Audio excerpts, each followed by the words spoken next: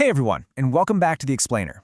Today, we're diving into a topic that honestly hits incredibly close to home for pretty much all of us. We are exploring the architecture of forgiveness. We're going to look at some truly fascinating, science-backed insights into how we actually fundamentally let go of past hurts. You know, it's funny, we spend so much time and energy optimizing our external habits, right? We tweak our morning routines, our workouts, our productivity hacks. But what does the research actually say about our internal house cleaning? How do we sweep out the mental junk? Well, let's figure out exactly how to reclaim your internal peace. Now, I want you to think about something for a second. Have you ever actually noticed that staying angry at someone feels like a literal physical weight on your body?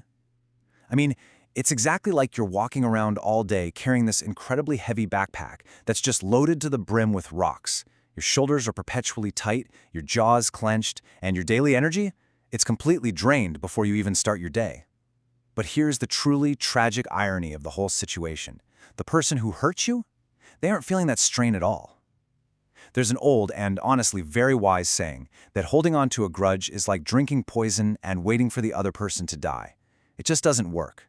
So today we're going to learn exactly how to take that heavy backpack off for good. Okay, let's dive right into this. Here's the roadmap we'll be following today. We're going to start with the weight of a grudge, then move into the psychology of anger, clear up a few major forgiveness misconceptions, look at the science of peace, walk through something called the empty chair challenge, and finally wrap up with reclaiming your energy. Section 1. The weight of a grudge. Let's talk about doing some serious internal house cleaning. So look, external acts of kindness are absolutely fantastic. They put good energy out into the world, and we need more of that. But if you are quietly carrying around internal bitterness or harboring this long-standing, deep-seated grudge, you are basically allowing that resentment to take up incredibly valuable mental real estate. Space in your mind that could be used for joy, for creativity, or for building genuine connections is instead being occupied by a squatter that actively drains you. Let's clarify the core motivation right out of the gate. This entire process is about self-care. It's about setting yourself free. It is absolutely not about validating the person who caused you pain. And for the record, it's definitely not about letting them off the hook. That right there is the biggest mental roadblock that keeps people totally trapped. You aren't doing this for them. Not at all. You're doing this because you, simply put, deserve to live without hauling that heavy backpack around everywhere you go.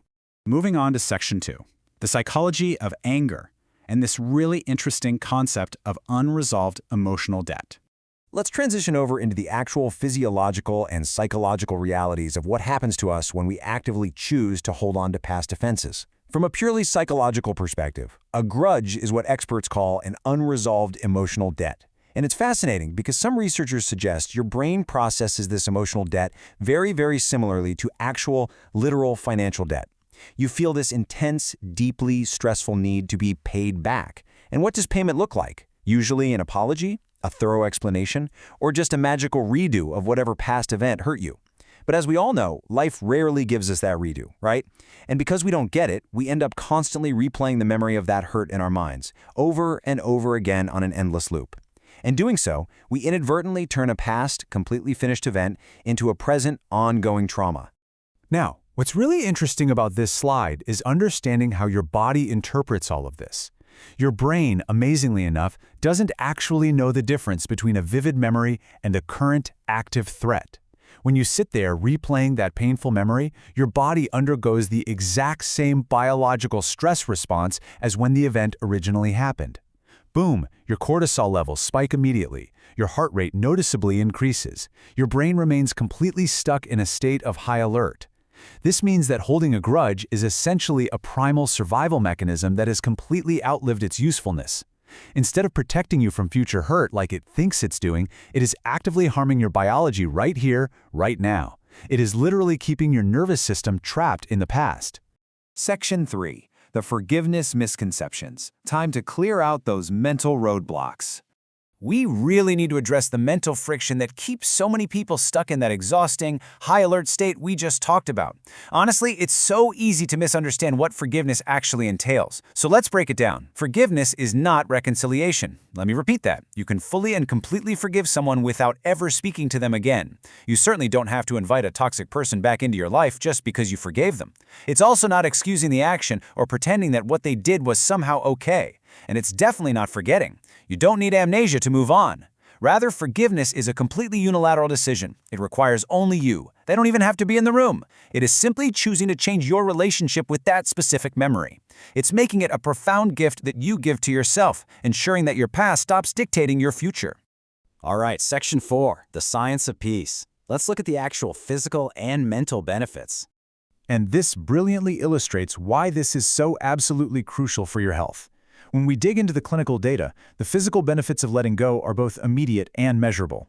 Studies consistently show that people who actively practice forgiveness experience measurably lower blood pressure. They have significantly improved heart health. They even demonstrate stronger immune systems. Letting go of a grudge literally, physically improves your body's mechanics.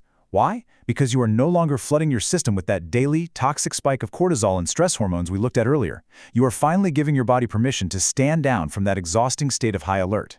But beyond the physical changes, there is an ultimate mental benefit here, which is regaining your internal space, or what I like to call your mental bandwidth. Think of your mind like a laptop. When you stop the endless cycle of rumination, it's like you're finally forcing all those background applications to quit, the ones that have been secretly draining your battery all day. Suddenly, you have massive amounts of patience freed up, you have brand new energy for your actual work, you have a much higher capacity for kindness toward the people around you, you're no longer lagging. You are getting your mental bandwidth back to 100%.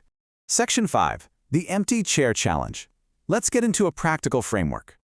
Let's move to the practical stuff and see how this builds into real-world action. How do we actually do this?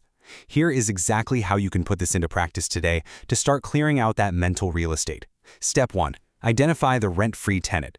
Who is that person living in your head rent-free? Who causes that sudden flash of anger or that tightening in your chest when you hear their name? Pinpoint them. Step 2. Write the letter you'll never send. Grab a pen and paper, yes, actual paper, and sit down to pour out all your raw feelings. Don't hold back. Say exactly how they hurt you and why it was incredibly unfair. Step 3. Write the final statement. At the very bottom of that page, write exactly this. I am letting go of the weight of this anger so that I can have peace. I am reclaiming my energy.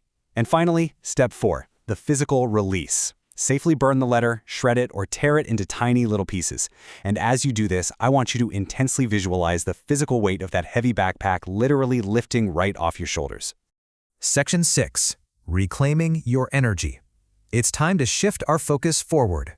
Now, once you complete the empty chair challenge, you're going to notice a real shift. You might feel instantly lighter, or, you might just feel a bit more quiet inside, less noisy. So what do you do with that newly freed up energy?